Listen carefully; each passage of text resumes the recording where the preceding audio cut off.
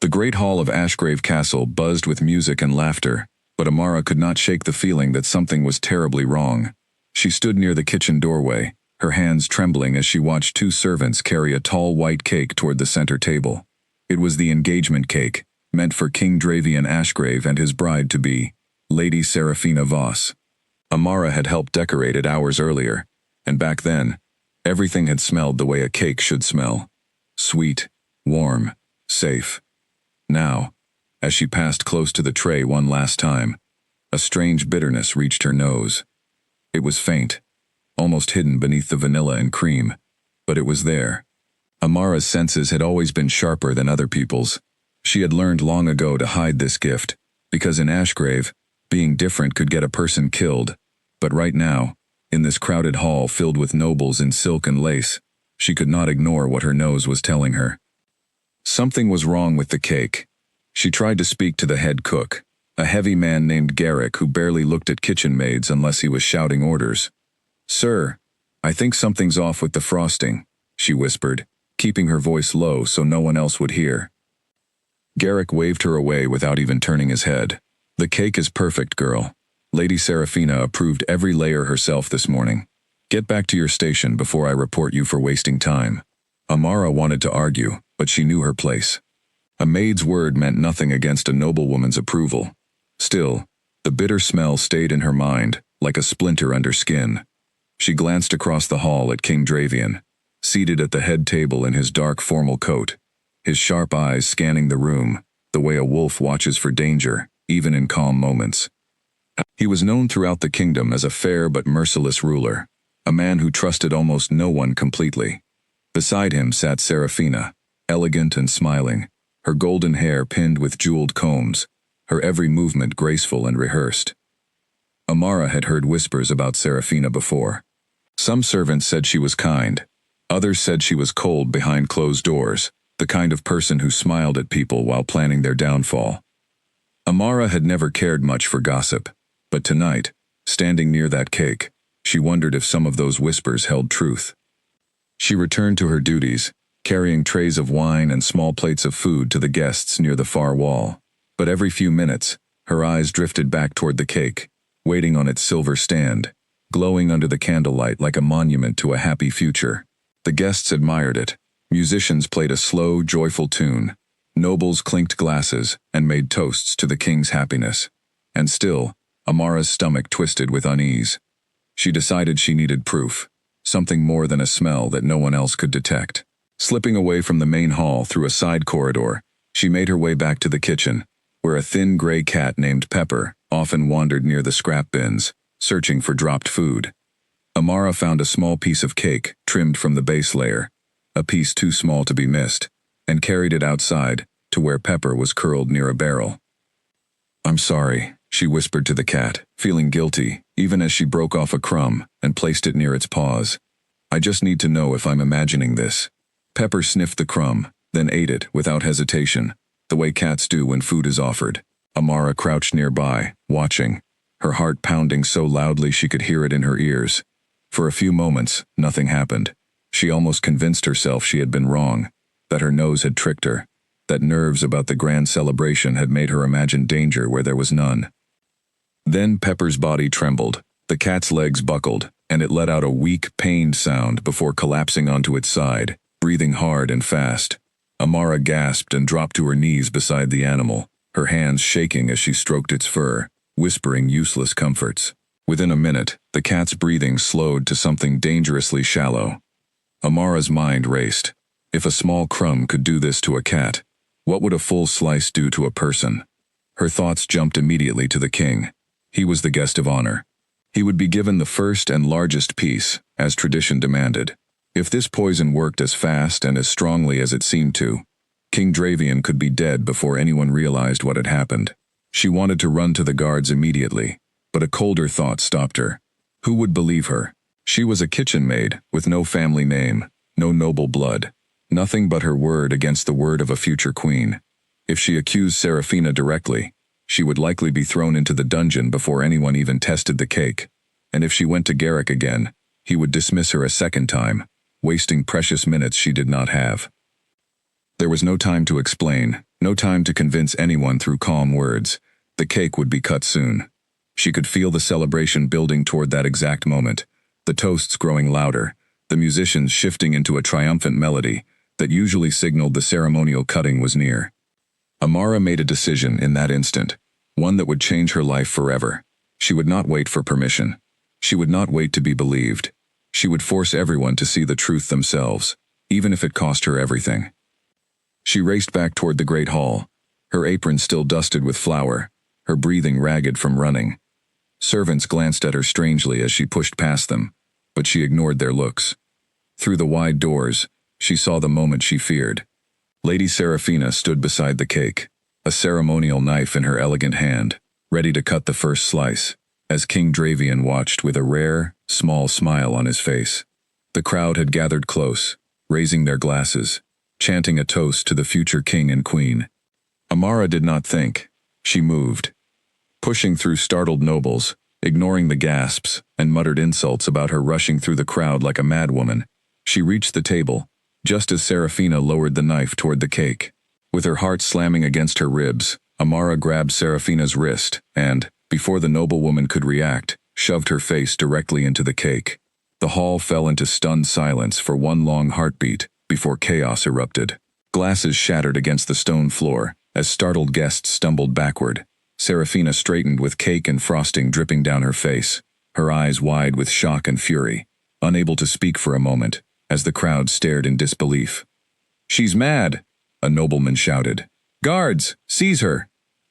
2 armored guards rushed forward and grabbed Amara's arms, wrenching them behind her back. She did not resist.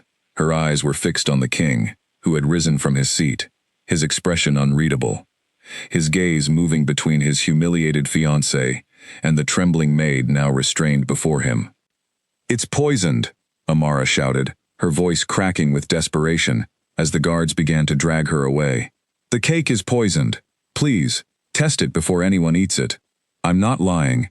I swear it on my life." Serafina wiped frosting from her cheek with trembling, furious hands, her carefully composed image shattered in front of the entire court. "She's insane," Serafina said, her voice rising with practiced outrage. "This girl attacked me for no reason. Guards, remove her from my sight immediately and see that she is punished for this disgraceful assault." The guards tightened their grip on Amara, ready to haul her out of the hall entirely. She twisted against them, still shouting toward the king, knowing this might be her only chance to be heard. "Test it on an animal first. I already saw what it did to a cat. Please, Your Majesty, someone's life depends on this." For a long moment, King Dravian said nothing. The entire hall waited, breathless, caught between the humiliated bride-to-be and the wild-eyed maid, making an accusation that could mean her death if proven false. Then Dravian raised one hand, and the guards holding Amara froze instantly, awaiting his command. His voice, when it came, was calm, but carried an authority that silenced the room completely. "Bring the cake to the physician's chamber," he said. "Test it before another word is spoken in this hall." Serafina's composed mask slipped for just a fraction of a second, something flickering behind her eyes that looked almost like fear, before she smoothed her expression back into wounded innocence. "My king, surely you don't believe the ravings of a kitchen girl over—" "I believe in proof," Dravian interrupted, his tone leaving no room for argument. "If the cake is clean, the girl will answer for her actions tonight. If it is not, then we have a very different problem to address." The guards, still holding Amara firmly, exchanged uncertain glances before beginning to escort her toward a side chamber, following behind servants who carried the ruined cake away on its silver tray. She had done what she believed was right, but she had no idea if the physician's tests would move quickly enough, or if the truth would even matter once everyone had already decided she was simply a madwoman who had attacked a noblewoman in front of the entire kingdom. As she was led away, she caught one last glimpse of Serafina standing near the ruined cake, her golden hair now streaked with frosting, her expression shifting the moment she thought no one important was watching. For just an instant, Amara saw something cold and calculating pass behind those beautiful eyes, something that looked nothing like innocence. Whatever happened next, Amara knew there was no turning back now. She had exposed herself completely, staked everything on a smell and a dying cat, and now the truth of the entire kingdom's future rested on what the physicians would find in the next few critical minutes. The heavy doors of the hall closed behind her, muffling the frightened murmurs of the court, leaving Amara alone, with 2 silent guards, and the growing certainty that she had either just saved a king's life or thrown away her own for nothing. The physician's chamber smelled of dried herbs and candle wax, a stark contrast to the perfume and wine of the great hall Amara had just been dragged from. She sat on a hard wooden stool, her wrists bound loosely with rope, guarded by 2 silent soldiers who watched her like she might attack again at any moment. Across the room, an elderly physician named Corwin bent over the ruined cake, his spectacles perched low on his nose, as he carefully scraped a sample into a small glass vial. Amara watched every movement with held breath. Her entire future depended on what happened in the next few minutes. If Corwin found nothing, she would likely be executed for assaulting a noblewoman in front of the entire court. If he found poison, she might be spared, but the danger to the kingdom would only be beginning. Corwin mixed the sample with a clear liquid from a small bottle, then added a pinch of pale powder. The mixture bubbled softly, turning from clear to a faint shade of green. His eyebrows rose sharply, and he leaned closer, repeating the test with a second sample just to be certain. "Well?" one of the guards asked impatiently. Corwin straightened slowly, removing his spectacles to rub his tired eyes. "This cake contains a substance called nightroot extract," he said, his voice grave. "It is slow-acting, difficult to detect by taste alone, especially when masked with sweet frosting.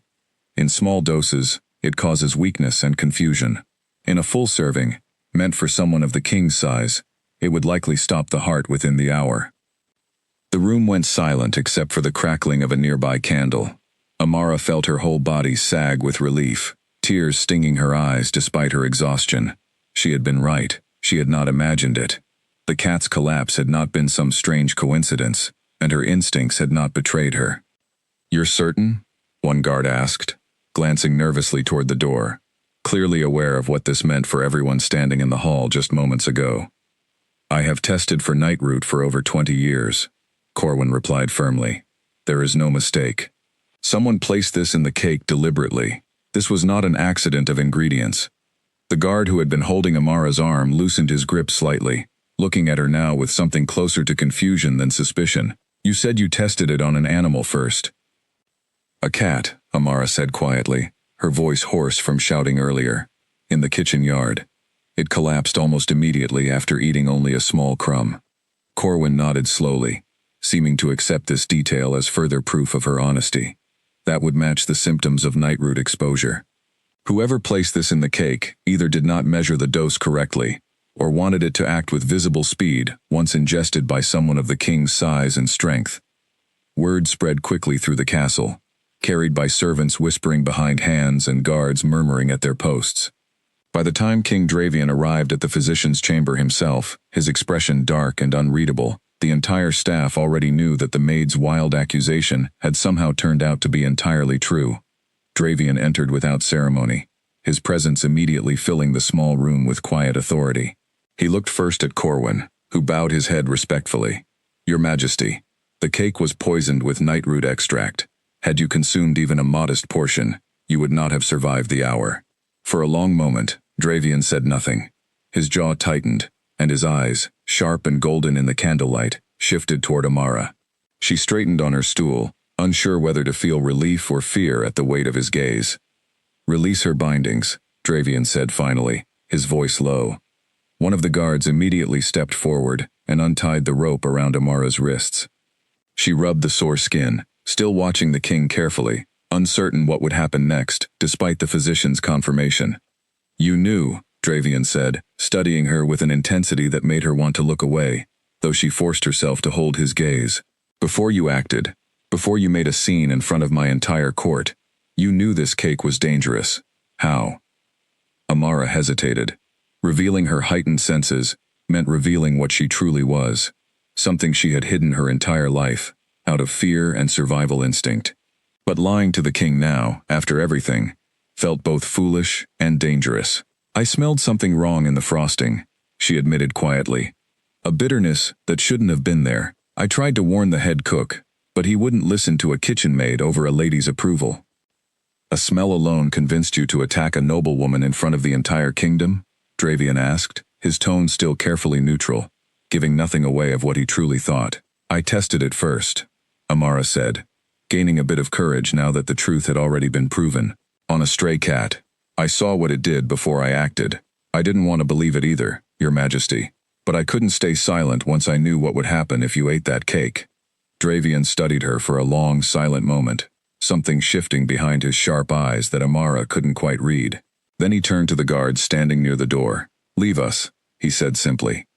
The guards exchanged uncertain glances, but obeyed immediately, filing out of the room and closing the heavy wooden door behind them. Corwin, sensing the king wished for privacy, gathered his vials and materials and followed shortly after, leaving Amara alone with the man she had just saved from certain death. Why didn't you come to me directly? Dravian asked, once they were alone, his voice quieter now, less guarded than it had been in front of others. Would you have believed me? Amara asked before she could stop herself, immediately regretting the boldness of the question. She lowered her eyes quickly. Forgive me, Your Majesty. I only meant that a maid's word carries little weight in this castle. I didn't think anyone would listen until it was already too late. Dravian was quiet for a long moment, and when Amara finally dared to look up again, she found him watching her with an expression that seemed almost thoughtful, stripped of the cold authority he usually wore like armor in front of his court. You risked your life tonight for a king you have likely never spoken to before this evening, he said. Most people in this castle would not have taken that risk, even for someone they cared for deeply. I couldn't let someone die when I had the power to stop it, Amara said simply. Even if no one believed me. Even if it meant I would be punished for trying. Something about her answer seemed to settle something within him. He nodded slowly, then moved toward the door, pausing with his hand on the wooden frame. You will remain in the castle under guard for now, not as a prisoner, but as a witness, whose safety I intend to protect. Whoever placed that poison in the cake will not be pleased that their plan failed, and they may see you as a threat that needs to be silenced. Amara's stomach tightened at the implication.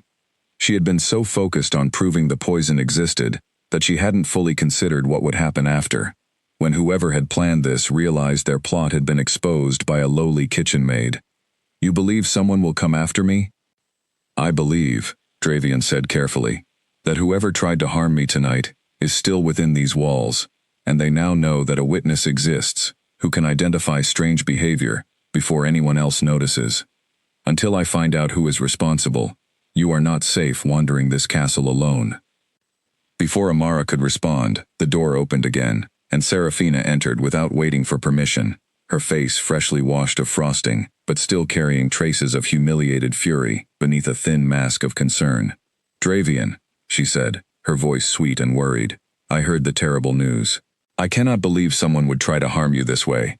Please, tell me you are unharmed. Dravian's expression shifted instantly back into cool neutrality as he turned to face her. I am unharmed, thanks to quick action from someone in this room. Serafina's eyes flicked toward Amara, something cold and sharp passing behind her gaze before it disappeared behind practiced sweetness. Yes, I heard about the maid's strange behavior, attacking me in front of the entire court, ruining the celebration we had planned for months. I do hope you'll still punish her appropriately for the assault, even if her wild claims happen to be accurate this time. She saved my life, Dravian said flatly, his tone carrying a warning edge that made Serafina's confident smile falter slightly. I intend to reward her, not punish her. Amara watched the brief flash of surprise and displeasure cross Serafina's face before it vanished again, hidden beneath layers of practiced composure. Something about the noblewoman's reaction, so quick to move past the attempted poisoning and straight toward punishing Amara instead, sent a chill down Amara's spine. It was as if Serafina cared more about her damaged reputation than about the fact that someone had just tried to harm her future husband. Of course, Serafina said smoothly, recovering quickly. Whatever you think is best, my love. I only worry for your safety. Dravian's eyes lingered on Serafina for a moment longer than necessary, something calculating and careful behind his gaze, before he turned back toward the door. I have matters to attend to, he said. Guards will escort you to safe quarters within the castle, he added, speaking to Amara now. Rest tonight. Tomorrow, we begin finding out who did this. As he left the room, Serafina lingered behind for just a moment, her eyes settling on Amara, with an expression that carried none of the sweetness she had shown moments earlier. It was brief, barely a few seconds, but it was enough for Amara to understand clearly that whatever had happened tonight, she had made a very dangerous enemy, one who would not forget what had happened in front of the entire court. "You should be more careful," Serafina said quietly, her voice low enough that only Amara could hear. "Unfortunate things happen so easily to people who involve themselves in matters that are not their concern."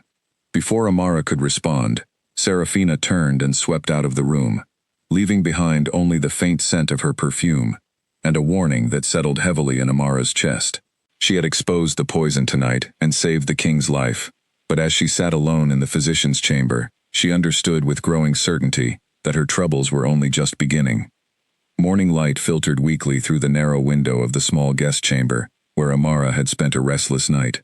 She had not truly slept, her mind replaying the events of the previous evening over and over, the bitterness in the frosting, the cat collapsing on the ground, the shocked faces of the entire court as she shoved Serafina's face into the ruined cake.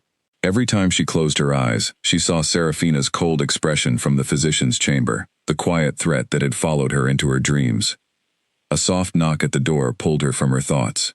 A young servant girl named Leora entered, carrying a tray of bread and warm tea, her eyes wide with curiosity, as she set it down on the small table.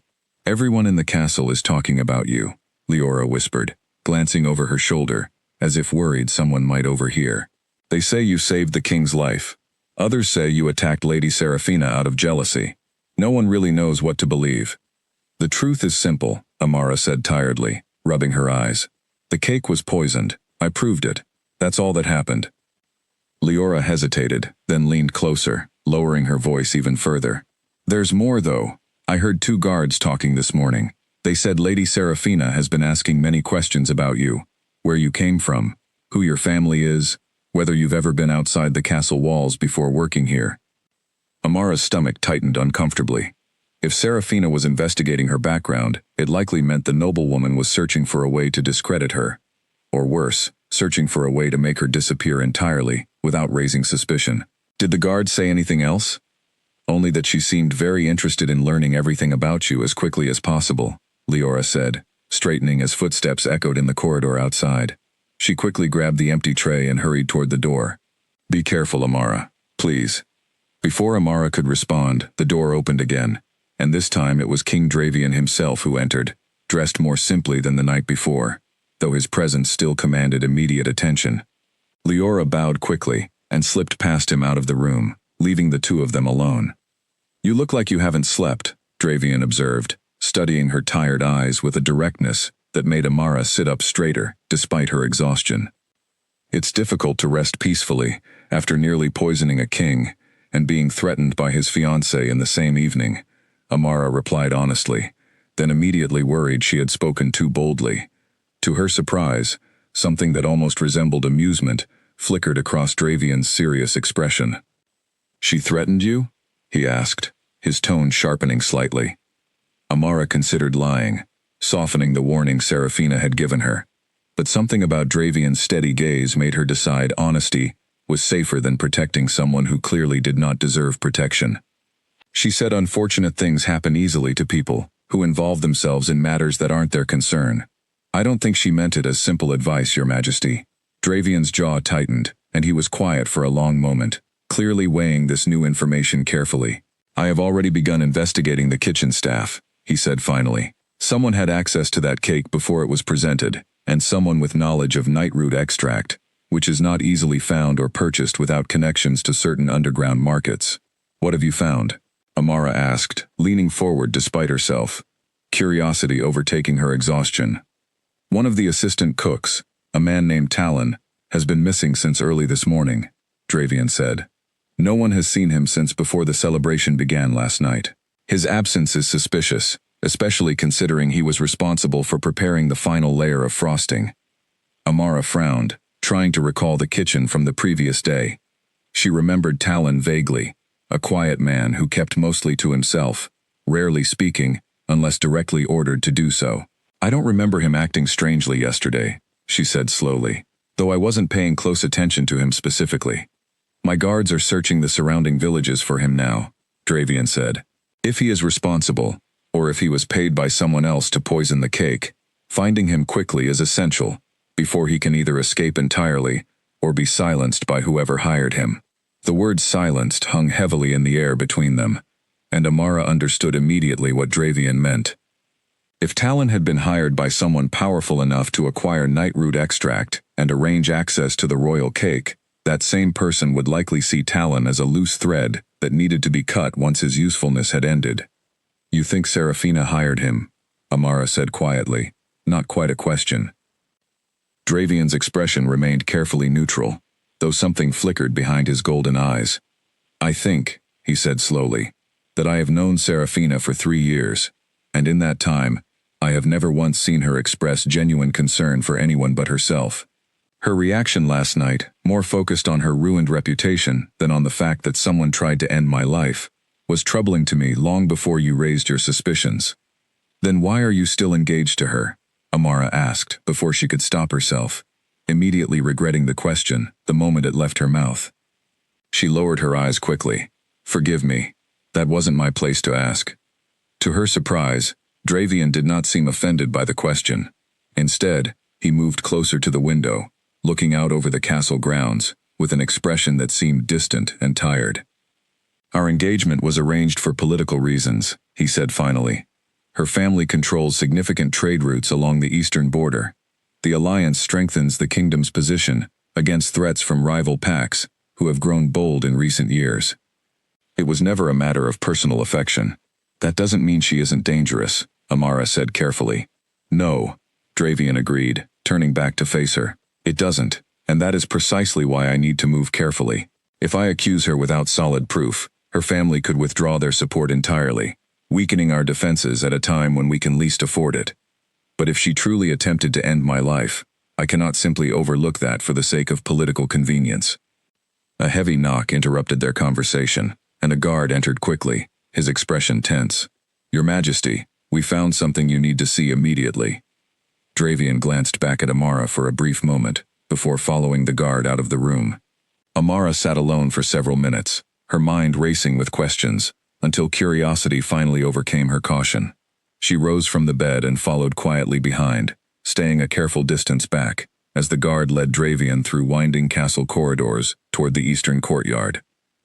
When she arrived, she found a small crowd already gathering near the stable area, guards forming a loose circle around something on the ground.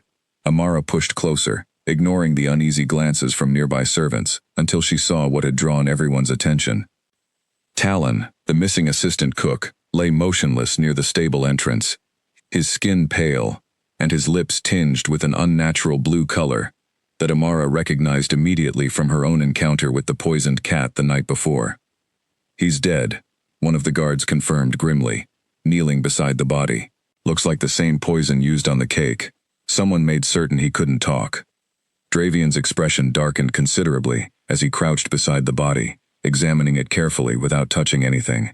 "Search his belongings," he ordered. "Any letters, any coins, anything that might tell us who paid him." As guards began searching the small quarters near the stables where Talon had apparently been hiding, Amara stood frozen, staring at the lifeless body of a man she had barely known, someone who had likely been paid to poison the very cake she had helped prepare. Whoever had hired him had moved quickly and ruthlessly to silence him before he could reveal their identity, confirming exactly the kind of danger Dravian had warned her about only moments earlier. A guard emerged from the small quarters, holding a folded piece of parchment, his expression grim as he handed it directly to Dravian. The king unfolded it carefully, his eyes scanning the contents quickly before his jaw tightened into a hard line. "What does it say?" Amara asked quietly, unable to stop herself despite knowing it likely wasn't her place to ask. Dravian looked up at her, something cold and determined settling behind his golden eyes. "Instructions," he said simply, written in a careful, disguised hand, but instructions nonetheless, detailing exactly how much nightroot extract to use, and precisely when to add it to the frosting, so the poison would remain undetected by taste. "Does it say who sent it?" Amara pressed. "No," Dravian admitted, folding the parchment carefully. "But it is written on paper, bearing a very particular watermark, one used almost exclusively by merchants who trade along the eastern border. He paused, his expression grim.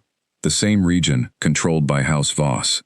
The implication hung heavily in the cold morning air, unspoken, but unmistakably clear to everyone present.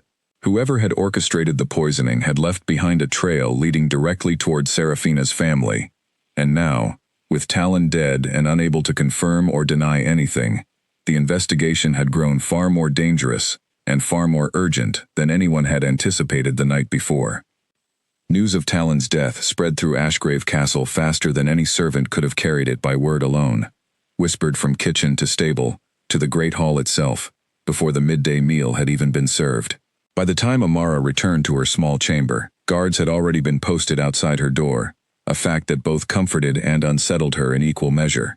She understood the protection was necessary, but it also reminded her constantly of just how much danger she had stepped into. That afternoon, she was summoned to a private council chamber, a room she had never entered before, reserved usually for advisors and nobles of significant standing. She hesitated at the heavy wooden doors, glancing at the guard who had escorted her, uncertain whether she truly belonged inside such a place. He simply nodded toward the door, and she pushed it open slowly. Inside, King Dravian sat at the head of a long table, flanked by two advisors she did not recognize, an older woman, with silver hair pulled into a tight braid, and a younger man, with sharp features and careful eyes. Dravian gestured for Amara to take the empty seat near the far end of the table, and she did so cautiously, feeling distinctly out of place among people of such obvious importance. "This is Alina," Dravian said, introducing the silver-haired woman first. "My chief advisor, and one of the few people in this castle I trust completely. And this is Gareth, head of my personal guard." Alina studied Amara with sharp, assessing eyes, though not unkindly. "You are the maid who exposed the poison," she said, more statement than question. "Your instincts likely saved this kingdom a great deal of suffering, young woman." "I only did what seemed right," Amara said quietly, still uncertain how to conduct herself in such company. "Modesty aside," Gareth interjected, his tone brisk and businesslike, "we have a serious problem developing. The parchment found among Talon's belongings bears the merchant watermark used almost exclusively within House Voss territory. If word spreads that we suspect Lady Serafina's family of orchestrating an assassination attempt, and we cannot immediately prove it beyond doubt, the political consequences could be severe. House Voss controls nearly a third of our eastern trade routes," Alina added grimly. "An open accusation without solid proof could shatter the alliance entirely, potentially pushing them toward supporting rival factions, who have been eager to weaken our kingdom's influence for years." "So we do nothing?" Amara asked before she could stop herself, immediately regretting her boldness, as three sets of eyes turned toward her. "We do nothing publicly. For now," Dravian corrected, his tone patient, despite the tension clearly building around the table. "But privately, we investigate everything. Every letter, every trade record, every connection between House Voss and anyone within this castle who might have assisted Talon in acquiring nightroot extract. I may be able to help with that," Amara offered hesitantly, drawing curious glances from Alina and Gareth. "I spend most of my time in the kitchens and servant corridors. People speak freely around maids, believing we're too unimportant to matter, or to remember what we overhear. If there's someone else involved, someone still working within the castle, I might notice something others would overlook." Dravian considered this for a long moment, exchanging a glance with Alina, who gave a small, thoughtful nod. "It's a reasonable suggestion," Alina said. "Servants notice things nobles often miss entirely, precisely because we assume they aren't paying attention." "Very well," Dravian said finally. "You'll continue your normal duties, but report anything unusual directly to Alina or myself. Nothing more, and nothing less. I don't want you placing yourself in further danger by investigating anything alone." Amara nodded, though privately she wondered how effective simple observation would truly be against someone as calculating and careful as Serafina appeared to be. Still, it was something, a way to contribute meaningfully, rather than simply waiting anxiously behind locked doors, while others determined her fate and the kingdom's safety. Over the following days, Amara returned to her usual duties in the kitchen, though the atmosphere had shifted noticeably. Servants who once ignored her now watched her carefully, some with obvious admiration for her bravery, others with clear suspicion, wondering if her actions had brought unwanted danger upon the entire household. Garrick, the head cook who had dismissed her warnings so thoroughly, now avoided meeting her eyes entirely, perhaps ashamed of his earlier refusal to listen. It was during one such ordinary afternoon, while Amara carried linens through a quiet corridor near the servant quarters, that she first noticed something unusual. A young stable hand named Corin, someone she barely knew beyond passing greetings, was speaking in hushed, urgent tones with a woman Amara did not immediately recognize, someone dressed in fine traveling clothes clearly not belonging to castle staff.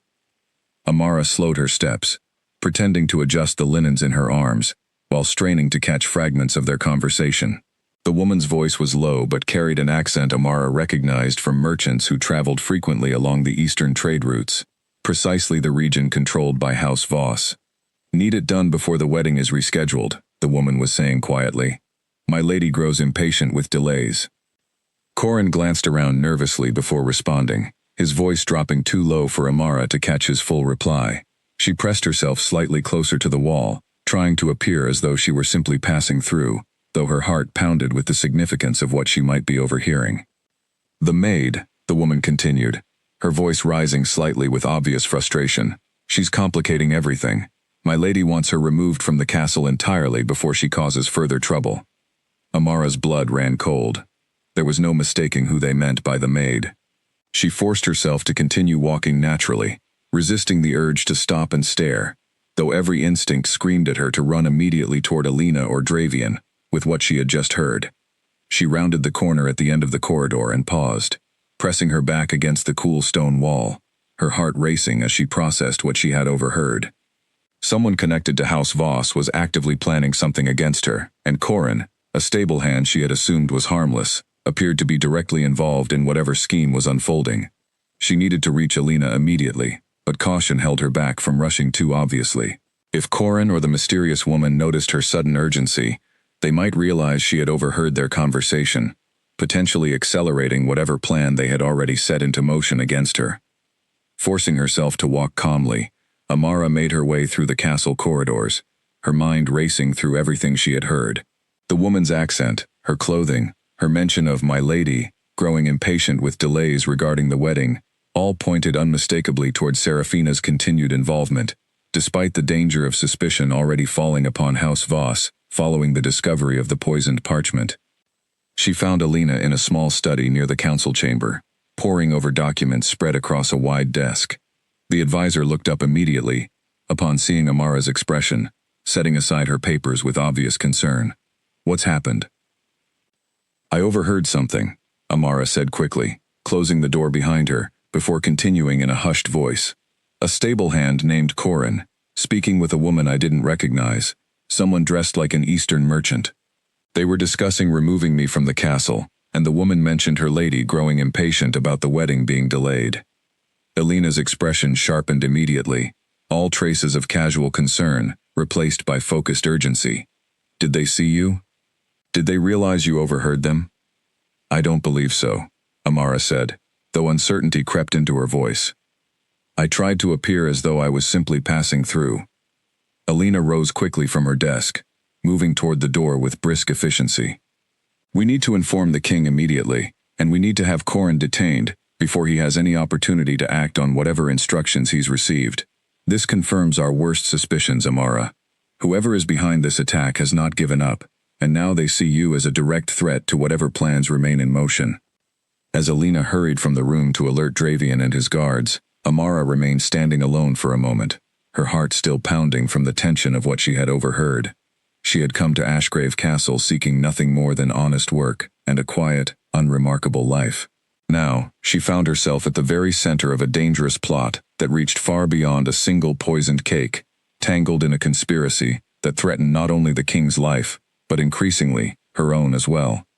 Guards moved swiftly through the castle grounds within the hour, acting on Alina's urgent report to King Dravian. Amara waited anxiously in the small study, forbidden from joining the search herself, though every passing minute felt agonizingly slow, as she imagined what might be happening in the stables where Corin had last been seen. When Gareth finally returned, his expression was tight with frustration, rather than triumph. "Corin is gone," he reported grimly to Dravian, who had joined them in the study alongside Alina. His quarters were empty, and no one has seen him since this morning. The woman Amara described has also vanished entirely from the castle grounds. They knew they'd been discovered, Alina said, frowning deeply. Someone must have warned them. Or they simply grew cautious after Talon's death, Dravian said, his jaw tight with barely contained frustration. Whoever orchestrated this has proven remarkably careful about eliminating loose threads before they can be questioned. Amara felt a chill settle over her, despite the warmth of the study's fireplace. If Corin had fled before he could be questioned, it meant whoever was truly responsible remained hidden, protected by layers of careful distance between themselves and the actual poisoning attempt. What do we do now? She asked quietly. We search harder, Dravian said firmly. Gareth, send riders to the eastern border crossings. If Corin or the woman try to leave the kingdom entirely, I want them intercepted before they cross into House Voss territory. Gareth nodded and departed quickly to relay the orders, leaving Dravian, Alina, and Amara alone in the study once more. Dravian moved toward the window, staring out over the darkening castle grounds with an expression Amara had come to recognize as deep, calculating thought. There's something else we should consider, Alina said carefully, glancing between Amara and the king. If Serafina truly believes Amara poses a significant threat to her plans, she may grow desperate enough to act more directly, rather than relying on hired hands who can be questioned or eliminated. You think she'll try something herself? Amara asked, unable to keep the unease from her voice. I think, Alina said slowly, that cornered animals, whether human or wolf, often become far more dangerous than calm, patient predators. If Serafina feels her plans slipping away, she may abandon caution entirely. Dravian turned from the window, his expression grim. Which means we need more than passive observation now. We need proof strong enough to move against her openly, before she has the opportunity to act again, whether through hired hands or her own direct involvement. How do we get proof like that? Amara asked. Alina exchanged a meaningful glance with Dravian before answering carefully. There is one possibility. House Voss maintains extensive trade correspondence, letters passing between merchants, family members, and business associates throughout the Eastern Territories. If Serafina truly orchestrated this plot, there would likely be some trace within those records, references to night route purchases, payments to hired assistants, communications discussing the timing of the poisoning. But we can't simply search House Voss's private correspondence without cause, Dravian said. Doing so openly would confirm our suspicions publicly before we have proof, potentially triggering exactly the political crisis we're trying to avoid. Then we need someone who can access those records without drawing attention, Alina said, her gaze shifting thoughtfully toward Amara. Someone unremarkable enough to move through House Voss's household without raising immediate suspicion. Amara understood the implication immediately, and her stomach tightened with a mixture of determination and fear. You want me to go there, into Serafina's own household? I want to consider every option carefully before risking anyone's safety further, Dravian said quickly, his tone firm. This isn't a decision to make lightly. If you were discovered searching House Voss's private records, the consequences could be severe, potentially fatal. I'm already in danger simply by remaining here, Amara pointed out, surprising herself with her own steady resolve. If there's a chance to find proof that could end this threat permanently, I'd rather take that risk directly than continue waiting anxiously for whoever is behind this to make their next move against me. Dravian studied her for a long moment, something complicated shifting behind his golden eyes, concern mixed with obvious respect for her courage. I won't send you alone, he said finally. If we pursue this path, you'll have protection. Someone skilled enough to ensure your safety, while you search for what we need. I can accompany her, Alina offered. House Voss knows me as an advisor, sometimes sent to discuss trade matters. My presence wouldn't raise unusual suspicion, and I could create opportunities for Amara to search, while I occupy their attention with formal discussions. Dravian considered this carefully, before nodding slowly. Very well. But we move cautiously, and the moment either of you senses genuine danger, you withdraw immediately. Finding proof means nothing, if it costs either of your lives in the process. Over the following 2 days, careful arrangements were made for Alina and Amara to travel toward House Voss's eastern estate, officially presented as a diplomatic visit to discuss trade concerns following recent tensions at the castle. Amara was given simple, unremarkable clothing befitting a traveling servant, along with careful instructions from Alina about how to move quietly through noble households without drawing unwanted attention. "Remember," Alina said, as their carriage rolled steadily eastward through rolling countryside. "Servants in noble households are often trusted with tasks, precisely because they're assumed to be too simple-minded to understand what they're truly handling. Use that assumption to your advantage. Move confidently, as though you belong wherever you find yourself, and avoid lingering too long in any single location." "What exactly am I searching for?" Amara asked, watching the passing scenery with growing nervousness as their carriage drew closer to House Voss territory. "Any correspondence mentioning night route, any payments to unfamiliar names that might match Talon or Corin, any letters discussing timing or plans related to the engagement celebration," Alina explained patiently. "Serafina's family maintains their private study on the estate's upper floor, typically locked, though servants often carry keys for cleaning purposes." By late afternoon, their carriage finally arrived at the grand House Voss estate, an imposing structure of pale stone surrounded by carefully manicured gardens that spoke clearly of the family's considerable wealth and influence. Amara felt her nerves tighten as they approached the main entrance, painfully aware that she was walking directly into the household of the very woman who had already threatened her life once before. They were greeted formally by household staff, Alina immediately drawn into polite conversation with a steward who escorted her toward a formal receiving room to await House Voss's patriarch for trade discussions. Amara, meanwhile, was directed toward the servant quarters, blending easily among the household staff who paid her little attention beyond a few curious glances at an unfamiliar face. As evening approached and household activities settled into quieter routines, Amara found her opportunity. She noticed an older servant carrying a ring of keys toward the upper floors, presumably to attend to evening duties within the family's private chambers. Amara followed at a careful distance, watching closely as the servant unlocked a heavy wooden door, before continuing further down the corridor toward other tasks, leaving the door unattended for just a few crucial moments. Heart pounding, Amara slipped quickly into the private study, her eyes scanning the room rapidly for anything resembling correspondence or financial records. A large desk dominated the center of the room, covered with neatly organized papers, ledgers, and sealed letters awaiting delivery. She moved quickly, careful not to disturb the arrangement too obviously, scanning through documents as fast as her nervous fingers could manage. Most of what she found was ordinary trade correspondence, discussions of grain shipments and textile prices, nothing incriminating or unusual. Just as she began to worry her search would prove fruitless, her eyes caught sight of a small, locked drawer beneath the main desk surface, distinctly separate from the open ledgers surrounding it. She tried the drawer gently, confirming it was indeed locked, before searching quickly through nearby items for anything resembling a key. Time was running short. The servant with the keys could return at any moment, and Alina's diplomatic conversation downstairs would only occupy House Voss's attention for so long. Her fingers finally found a small key hidden beneath a decorative box on the corner of the desk, and with trembling hands, she unlocked the drawer, pulling it open to reveal a small stack of letters, tied together with dark ribbon, clearly kept separate and hidden from the estate's ordinary correspondence. Amara untied the ribbon carefully, her breath catching as she began reading the first letter, recognizing immediately the same careful, disguised handwriting that had appeared on the parchment found among Talon's belongings.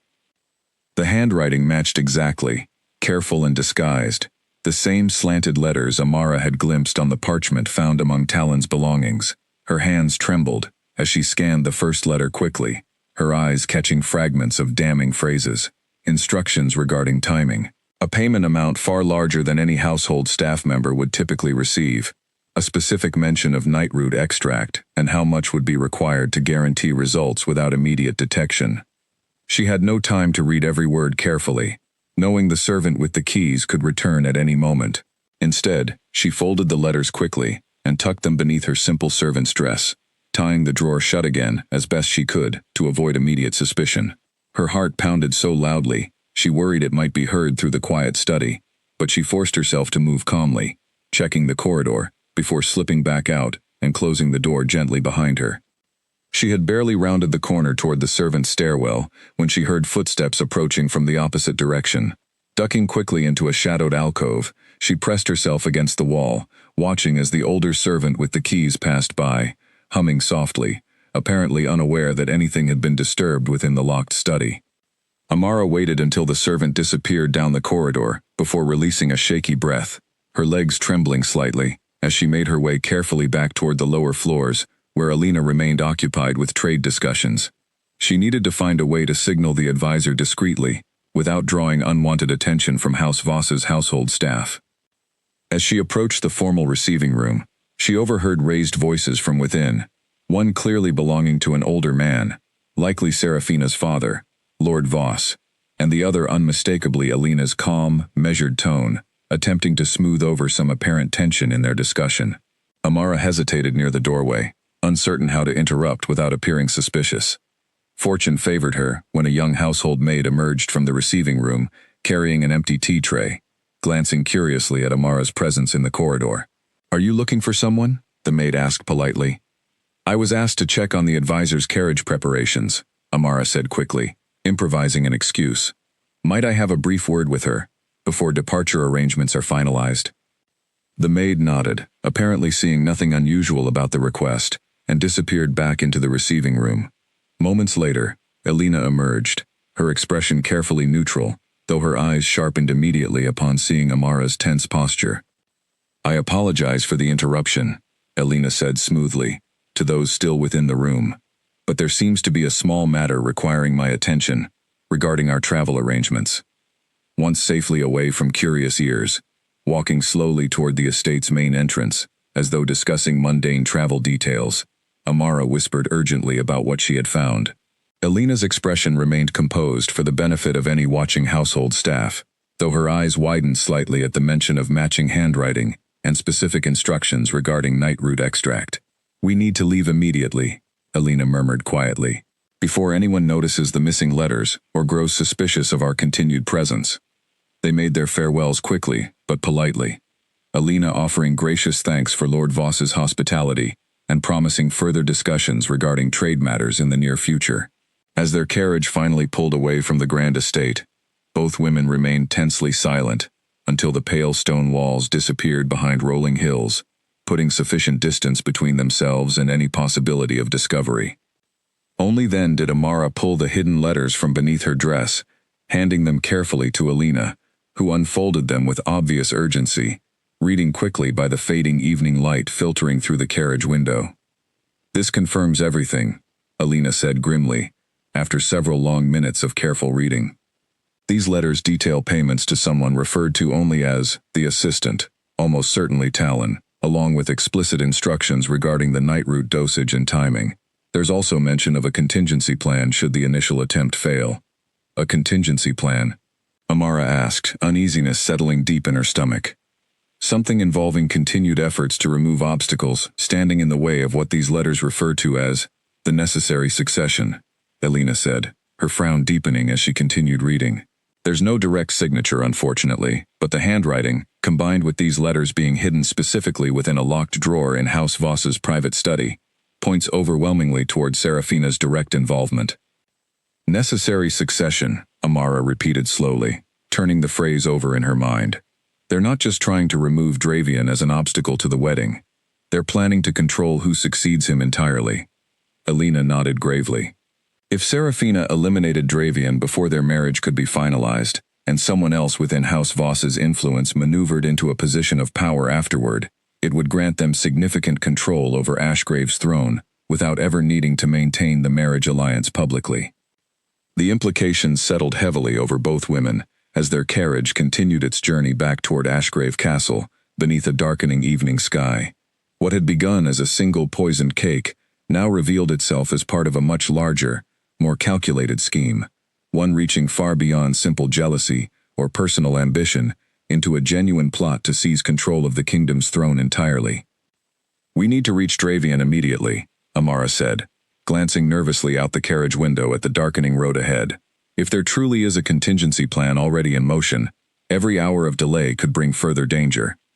Alina carefully tucked the letters into a hidden pocket within her traveling cloak, her expression grim but determined. "Our driver has been instructed to travel through the night if necessary. We'll reach the castle well before dawn." As their carriage rattled steadily through the darkening countryside, Amara found herself staring out at the passing shadows, her mind racing through everything she had discovered. She had come to Ashgrave Castle seeking nothing more than honest, quiet work, yet within the span of just a few days, she had uncovered a conspiracy, threatening not only the king's life, but the very future of the kingdom itself. Whatever contingency plan Serafina and her family had prepared, Amara understood clearly now that time was running desperately short. Whoever remained loyal to House Voss's ambitions would not simply abandon their scheme after a single failed attempt. If anything, discovering that their initial plot had been exposed would likely push them toward more desperate, more dangerous measures, and Amara feared deeply what those measures might ultimately entail, for both Dravian and herself. The carriage rolled onward through the night, carrying with it proof that could finally expose the truth behind the poisoned cake, yet also carrying the heavy weight of knowledge that the true danger to Ashgrave's throne had only just begun to reveal itself. The carriage arrived at Ashgrave Castle just as the first pale light of dawn began creeping over the eastern hills, and Amara and Alina hurried inside without pausing to rest, both women aware that whatever proof they carried could not wait for a more convenient hour. Guards, recognizing Alina immediately, escorted them straight toward the king's private study, where a servant was sent ahead to wake Dravian with news of their urgent return. He appeared within minutes, still adjusting a simple robe over his sleeping clothes, his expression sharpening instantly at the sight of both women's exhausted but determined faces. "You found something," he said, more statement than question, closing the study door firmly behind them. Alina produced the hidden letters immediately, spreading them carefully across the king's desk, while explaining everything Amara had discovered within House Voss's private study. Dravian read through each letter with growing intensity, his jaw tightening progressively as he absorbed the full weight of the conspiracy laid bare before him. "Necessary succession," he repeated quietly, echoing the same troubling phrase Alina had identified during their journey home. "They intended to replace me entirely, not simply eliminate an obstacle to marriage." "There's more concerning news," Alina added grimly. "The letters mention a contingency plan, should the initial attempt fail. Whoever is coordinating this scheme within House Voss will not simply abandon their ambitions after one failed attack." Dravian set the letters down carefully, running a tired hand through his disheveled hair as he considered the implications. "We need to move against them immediately, before they have opportunity to enact whatever contingency they've prepared. But moving too hastily, without absolute certainty, risks the same political consequences we feared from the beginning." "The handwriting is identical to what was found among Talon's belongings," Amara offered. "Surely that alone provides sufficient evidence." "It provides strong suspicion," Dravian corrected gently, though not unkindly. "But Serafina's family will undoubtedly claim the letters were forged, or that someone else within their household acted independently without their knowledge. I need something that leaves absolutely no room for such claims." Alina nodded slowly, understanding immediately what the king was suggesting. "You mean to confront her directly?" "I mean to give her enough rope to hang herself with her own words," Dravian said, his tone hardening with quiet determination. "If Serafina believes her plans remain hidden, she may reveal herself more clearly when confronted unexpectedly, particularly if she believes the true danger has already passed." A tense silence settled over the study, as Dravian considered his next move carefully. Finally, he turned toward Amara, his expression softening slightly, despite the gravity of their situation. "I'm going to need your help once more, though I hesitate greatly to ask it of you again, after everything you've already risked." Amara straightened, despite her exhaustion, understanding immediately what he intended. "You want me present when you confront her. Your presence alone may provoke a reaction from her that a more cautious approach would not," Dravian admitted. "Serafina already views you as a significant obstacle to her plans. If she believes she's cornered, with both proof and a living witness before her, she may reveal more than she intends in a moment of panic or anger." Alina frowned slightly, clearly concerned about the risk involved. "This could be dangerous, Dravian. If Serafina realizes she's truly been discovered with no remaining options, there's no telling how she might react. Which is precisely why we'll ensure sufficient guards remain nearby," Dravian said firmly. "But I need to see her reaction firsthand, without warning, before she has opportunity to prepare a careful defense." Amara considered the risk carefully, recalling the cold threat Serafina had delivered so calmly in the physician's chamber days earlier. Yet she also understood that continuing to hide and wait passively would accomplish nothing, especially with a contingency plan, potentially already unfolding somewhere beyond the castle's watchful guards. "I'll do it," she said finally, her voice steady despite the fear tightening in her chest. "If confronting her directly might finally end this threat, I'd rather face that risk than continue waiting anxiously for whatever she plans next." Dravian studied her for a long moment, something complicated shifting behind his golden eyes, gratitude mixed with obvious reluctance at placing her in further danger. "Thank you," he said quietly. "I won't forget the courage you've shown throughout this entire ordeal." Preparations were made swiftly throughout the remainder of the morning. Dravian arranged for Serafina to be summoned to the castle for what she believed would be a private discussion regarding wedding arrangements, an invitation she accepted eagerly, clearly hoping to repair whatever damage had been done to their engagement following the poisoning incident. She arrived at midday, dressed elegantly despite the early hour, her expression carefully composed into warm affection, as she was escorted into the same private council chamber, where Amara had first met Alina and Gareth days earlier. Amara remained hidden, initially behind a heavy curtain near the chamber's far corner, watching silently, as Serafina settled gracefully into a chair across from Dravian's desk. "I'm so relieved you wish to see me," Serafina said sweetly, reaching across the desk to place her hand gently over Dravian's. "I've been terribly worried about the state of things between us since that dreadful incident." "I imagine you have been worried," Dravian replied evenly, his expression giving nothing away, "particularly given how thoroughly your plans have unraveled over these past several days." Serafina's hand withdrew slowly, her smile faltering just slightly, though she recovered quickly with practiced composure. "I'm not certain I understand what you mean, my love." "I think you understand perfectly well," Dravian said, producing the bundle of hidden letters and placing them deliberately on the desk between them. "These were found within your family's private study, detailing payments to an assistant matching Talon's description, along with explicit instructions regarding nightroot extract and timing that align precisely with the poisoning attempt at our engagement celebration." For a brief moment, something cold and calculating flashed behind Serafina's eyes, before her expression shifted rapidly into wounded confusion. "This is absurd. Someone clearly planted these letters to frame me. I would never conspire against you, Dravian. Surely you know that." "There's also mention of a contingency plan," Dravian continued, ignoring her denial entirely, "regarding what these letters refer to as necessary succession. Care to explain what exactly that means?" Serafina's composure cracked visibly now, her breathing quickening slightly, despite obvious effort to maintain her innocent facade. "I have no knowledge of any such plan. These letters must have been forged by someone seeking to damage my family's reputation and destroy our alliance." It was at this moment that Dravian signaled subtly toward the curtain, and Amara stepped forward from her hidden position, watching as recognition and fury flashed simultaneously across Serafina's face at the sight of her. "You," Serafina hissed, her carefully maintained mask finally slipping entirely. "You went into my family's private study. You stole those letters." "So, you admit the letters are genuine," Dravian said calmly, watching Serafina's expression shift rapidly, from fury toward panicked realization of her own mistake. Serafina's eyes darted between Dravian and Amara, clearly recognizing too late the trap that had been carefully laid for her. "This isn't what it appears," she said quickly, her voice rising with obvious desperation now. "Whatever those letters say, I assure you, there's a reasonable explanation." "Then explain it to me clearly," Dravian said, his tone hardening into cold authority. "Explain the payments, the nightroot instructions, and precisely what necessary succession means, or accept the consequences of your silence." Serafina's mouth opened, then closed again, her mind clearly racing through possible explanations, none of which seemed adequate to address the overwhelming evidence now laid bare before her.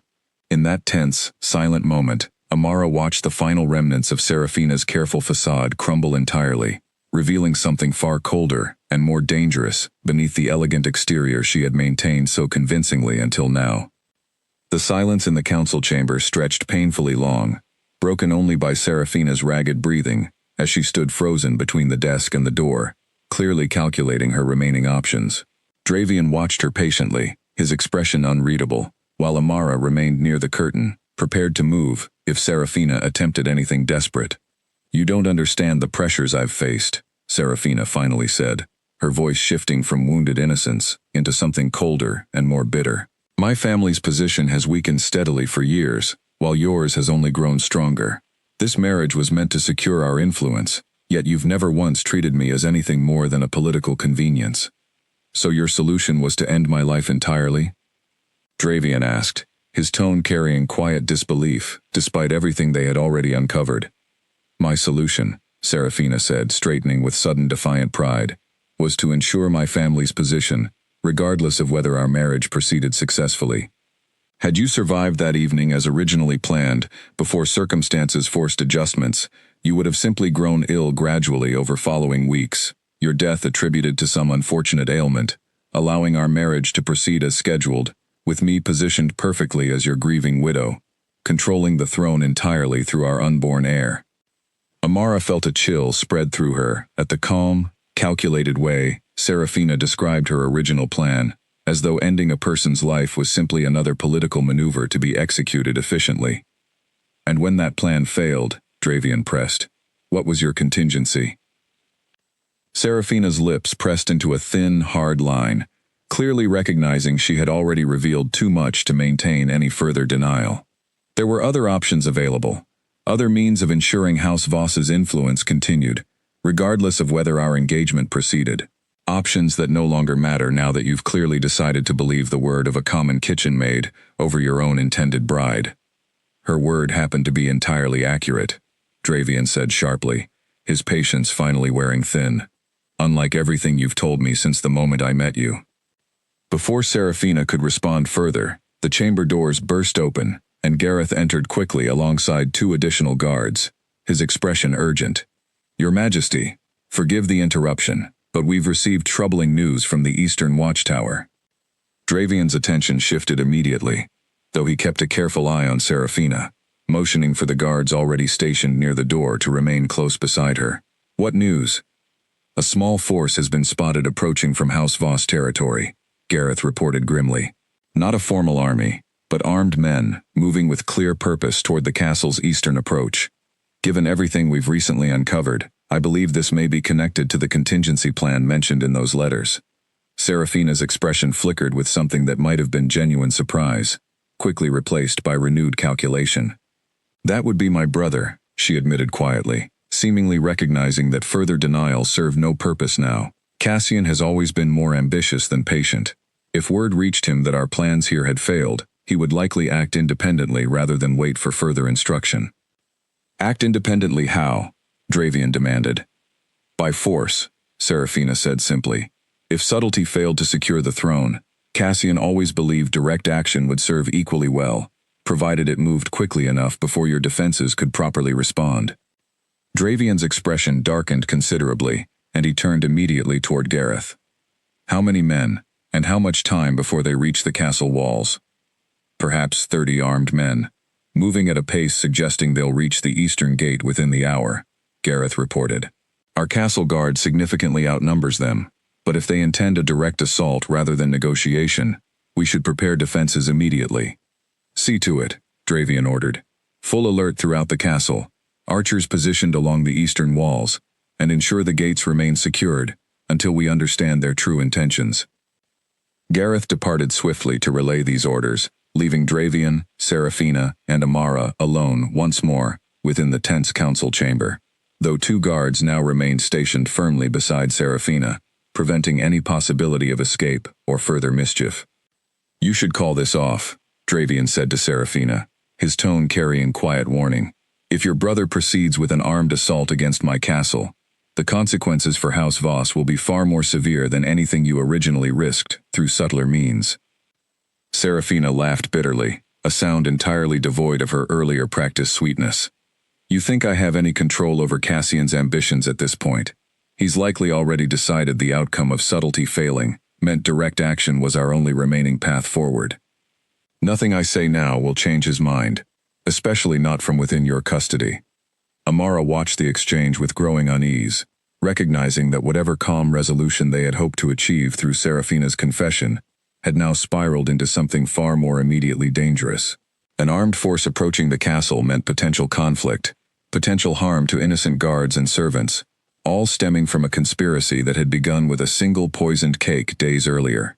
"I need to speak with my advisors immediately," Dravian said, turning toward the door. "Guards, ensure Lady Seraphina remains secured within this chamber until further notice. She is not to be allowed contact with anyone beyond castle staff until this crisis is fully resolved."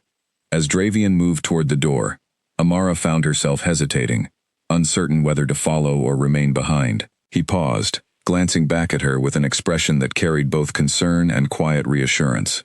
"Stay close to Alina," he said.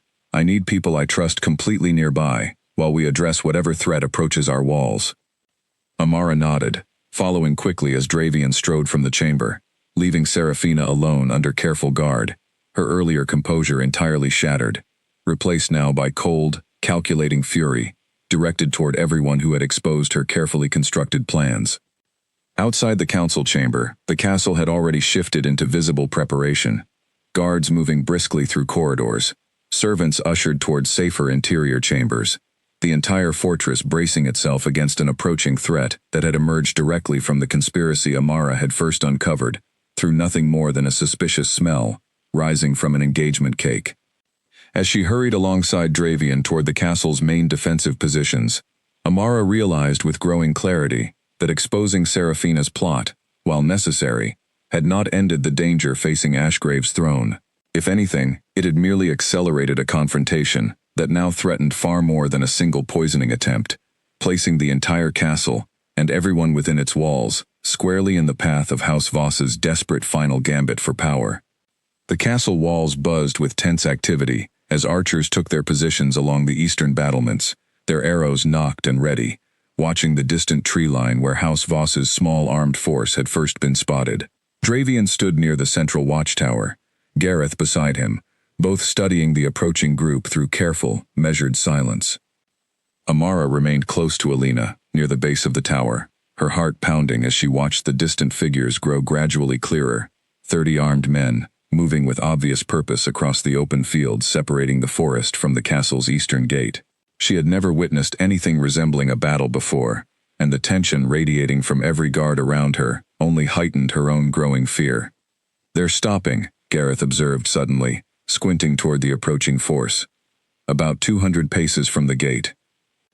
Dravian's eyes narrowed as the armed group indeed halted their advance, forming a loose line rather than continuing their charge toward the castle.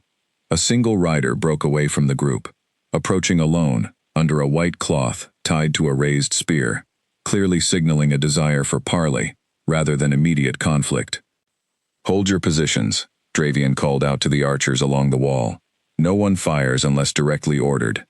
The lone rider approached to within shouting distance of the gate before halting his horse, calling out clearly enough for those atop the walls to hear.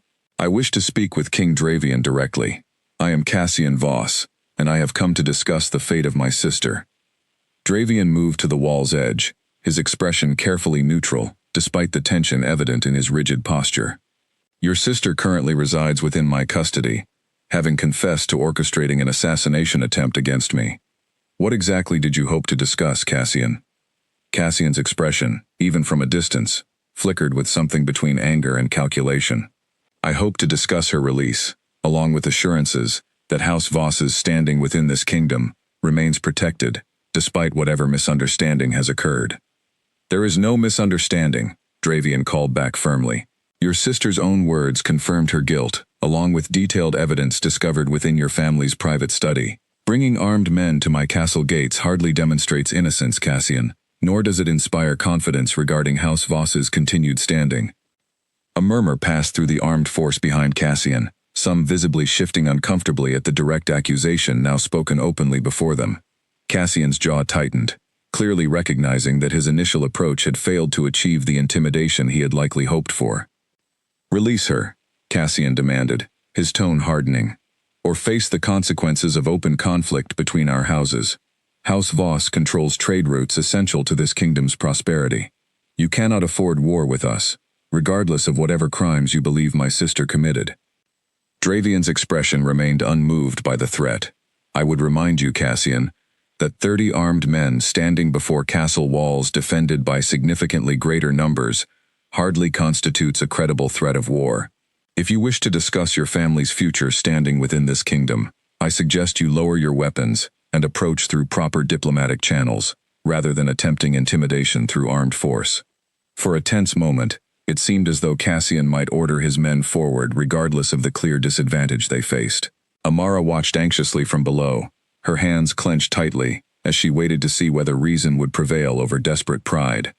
Finally, Cassian's shoulders sagged slightly, the fight visibly draining from his posture, as he recognized the futility of his position. What terms would you accept then, to avoid unnecessary bloodshed between our houses? Your sister will face justice for her crimes, according to this kingdom's laws, Dravian said clearly. House Voss's continued trading privileges will depend entirely on your family's cooperation with the ongoing investigation, along with clear demonstration that no further conspiracies remain hidden within your ranks. Refuse these terms, and I assure you, the guards standing atop these walls remain more than capable of ensuring your armed men never reach the gate at all. Cassian remained silent for a long moment, clearly weighing his rapidly diminishing options. Finally, with visible reluctance, he lowered his spear and the white cloth attached to it. We will withdraw for now, he said stiffly. But this matter is far from finished, Your Majesty. I expect full cooperation from House Voss in the coming days, Dravian replied firmly. Should you attempt anything resembling today's display again, I will consider it a formal declaration of hostility against this kingdom, and I will respond accordingly. Cassian turned his horse without further response, riding back toward his waiting men, who began withdrawing slowly back toward the distant tree line under his terse commands. The tension along the castle walls remained thick, even as the armed force retreated. Guards watching carefully to ensure no sudden change of direction signaled a renewed assault. Only once the last of House Voss's men disappeared entirely into the distant forest did Dravian finally allow himself to relax slightly, turning away from the wall's edge with a heavy exhale. Maintain heightened alert through the night, he instructed Gareth. I don't trust Cassian's retreat to mean this threat has truly ended. As the immediate danger passed, Amara found herself finally able to breathe freely again, the tension that had gripped her chest throughout the tense standoff slowly easing. She made her way toward Dravian as he descended from the watchtower, her legs still slightly unsteady from the accumulated stress of the entire ordeal. You handled that remarkably well, Alina observed, joining them near the base of the tower. Cassian clearly expected either immediate capitulation or reckless aggression, neither of which you gave him. He'll return, Dravian said grimly, watching the distant tree line where House Voss's men had disappeared. Perhaps not with armed force again so directly, but this conflict is far from over. Seraphina's confession alone gives us grounds to move formally against House Voss's standing, but Cassian remains a genuine threat until we understand the full extent of his ambitions. What happens to Seraphina now? Amara asked quietly. She'll be formally tried before the full court, Dravian said. Her confession, combined with the physical evidence we've gathered, leaves little room for doubt regarding her guilt. Whatever punishment the law demands, she will face it fully, regardless of her family's continued influence or threats. As evening settled over the castle, guards remaining watchful along every wall despite the day's tense resolution, Amara found herself reflecting on everything that had unfolded since that first suspicious smell rising from an innocent-looking engagement cake. What had begun as a single moment of instinct and courage had unraveled into a conspiracy, reaching far beyond anything she could have imagined, threatening not only the king's life, but the stability of the entire kingdom itself. Yet despite the danger and exhaustion weighing heavily upon her, Amara felt something else settling within her chest as well. A quiet, growing sense of purpose she had never truly experienced before arriving at Ashgrave Castle. She had risked everything to expose a dangerous truth, and though the full consequences of that choice remained still unfolding, she understood clearly now that she would make the very same choice again without hesitation, regardless of the cost. 3 weeks passed before Seraphina's formal trial concluded before the full royal court, the very same hall where the poisoned cake had once been presented amid celebration and music. This time, however, the atmosphere carried none of that earlier festive warmth. Nobles gathered in tense silence, as evidence was presented methodically, letters read aloud, testimony given by Corwin regarding the nightroot extract, and finally, Seraphina's own earlier confession, recounted formally before witnesses who had not been present during her private admission. Serafina stood before the assembled court, with none of her earlier elegant composure. Her expression hardened into cold resignation, as the truth of her actions was laid bare before everyone who had once admired her as their future queen. When the verdict was finally delivered, stripping her of noble title and sentencing her to permanent exile from the kingdom's borders, she accepted the judgment with quiet, bitter dignity, offering no further denial or excuse. House Voss, facing significant pressure from Dravian's formal accusations backed by undeniable evidence, agreed to strict new trade terms designed to prevent any similar conspiracy from taking root again. Cassian, stripped of much of his family's previous influence, retreated quietly to manage what remained of House Voss's diminished holdings, his earlier ambitions for the throne thoroughly extinguished by his sister's public disgrace. Throughout the trial's proceedings, Amara had remained present as a key witness, her testimony regarding the poisoned cake and subsequent discoveries proving essential to securing Serafina's conviction. What surprised her most, however, was how differently the court now regarded her, following everything that had unfolded. Nobles who had once looked past her as an unremarkable kitchen maid now offered respectful nods and murmured acknowledgments as she passed through the castle's grand corridors. It was Alina who first suggested formally recognizing Amara's contributions before the assembled court, an idea Dravian embraced readily once the trial concluded. During a ceremony held shortly afterward, considerably more subdued than the original engagement celebration had been, Dravian addressed the gathered nobility directly regarding Amara's role in uncovering the conspiracy. "Many of you witnessed what appeared to be a shocking, senseless act weeks ago," Dravian said, his voice carrying clearly through the silent hall. "A kitchen maid, seemingly attacking Lady Serafina, without provocation. What you did not understand at that moment was the courage required to act against such overwhelming odds, risking everything to expose a truth that ultimately saved not only my life, but quite possibly the stability of this entire kingdom." Amara stood near the front of the gathered court, feeling distinctly uncomfortable beneath the weight of so many curious stares, though she forced herself to remain steady, remembering everything she had endured to reach this moment. "It has also come to my attention," Dravian continued, "that Amara's heightened senses, which first alerted her to danger within that poisoned cake, stem from wolf heritage, long hidden out of necessary caution, within a kingdom that has not always treated such heritage kindly. I intend to correct that injustice, beginning today." A murmur rippled through the assembled nobles, some exchanging surprised glances, though none dared voice open objection given the gravity of what Amara had accomplished. Dravian's gaze swept across the gathered court with quiet authority, before continuing. "From this day forward, Amara will be recognized formally within this court, granted a position befitting her courage, and her contributions to this kingdom's safety. Furthermore, any lingering prejudice against those bearing hidden wolf heritage will no longer be tolerated within these walls." The formal ceremony concluded with considerably less spectacle than the original engagement celebration, though Amara found herself far more genuinely moved by its quiet sincerity than she had ever expected to feel. As nobles slowly dispersed from the hall afterward, several approached her directly, offering genuine words of respect and gratitude that would have seemed impossible only weeks earlier. In the months that followed, Amara settled gradually into her new position within the castle, no longer confined to kitchen duties, though she often found herself missing the simple, familiar rhythm of her earlier work. Her relationship with Dravian, which had begun through shared danger and mutual respect, deepened slowly and naturally over time, neither rushing toward assumptions about what their bond might eventually become. It was during a quiet evening several months later, walking together through the castle gardens beneath a clear, star-filled sky, that Dravian finally spoke openly about feelings he had clearly been considering carefully for some time. "I never expected," he said quietly, "that the person who would come to mean the most to me would be the very same maid who once shoved my fiancé's face into a poisoned cake." Amara laughed softly, the sound carrying easily through the peaceful garden air. "I never expected to fall for a king who nearly had me executed before believing my warning." Dravian's expression softened considerably, something warm and genuine, replacing the careful authority he so often wore before others. "You saved my life that night, Amara, and in doing so, you saved far more than just my own future.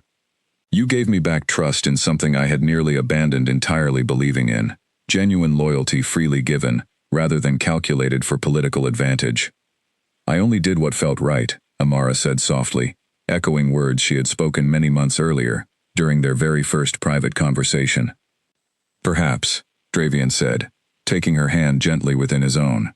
But you did so knowing full well the tremendous risk involved, without any promise of reward or recognition. That kind of courage deserves more than simple gratitude. Their courtship, once it began openly, moved with careful consideration rather than rushed impulse. Both aware of the significant challenges still facing the kingdom, following House Voss's diminished but not entirely eliminated influence. Yet through careful diplomacy and steady leadership, Dravian gradually restored stability throughout Ashgrave's borders, with Amara increasingly serving as a trusted advisor alongside Alina during difficult decisions. Nearly a year after that fateful engagement celebration which had first exposed Serafina's treachery, a new ceremony was held within the same great hall, though this time filled with genuine warmth and celebration, rather than hidden danger. Amara stood before the assembled court once more, though this time as Dravian's true intended bride, chosen not through political calculation, but through mutual trust and respect earned across months of shared hardship and quiet devotion. As Dravian placed a simple, elegant ring upon her finger before the watching nobles, Amara found herself remembering that terrifying evening months earlier, when she had first smelled something wrong within an innocent-looking cake, never imagining that single moment of instinct and courage would ultimately reshape not only her own future, but the future of an entire kingdom as well. The great hall erupted into genuine cheers as their engagement was formally announced, a celebration built upon truth and earned trust rather than the empty political convenience that had defined the kingdom's earlier, ill-fated arrangement. Amara, once dismissed as nothing more than an unremarkable kitchen maid, now stood ready to become Ashgrave's true queen, her courage finally recognized and celebrated by the very court that had once nearly condemned her for daring to speak an uncomfortable truth. Looking out across the joyful crowd, Amara caught Dravian's eyes, filled with warmth and quiet pride, and understood clearly that whatever challenges still lay ahead for their kingdom, they would face them together, bound not by calculated political necessity, but by a bond forged through shared danger, unwavering honesty, and the simple, powerful courage to act when doing what was right mattered most of all.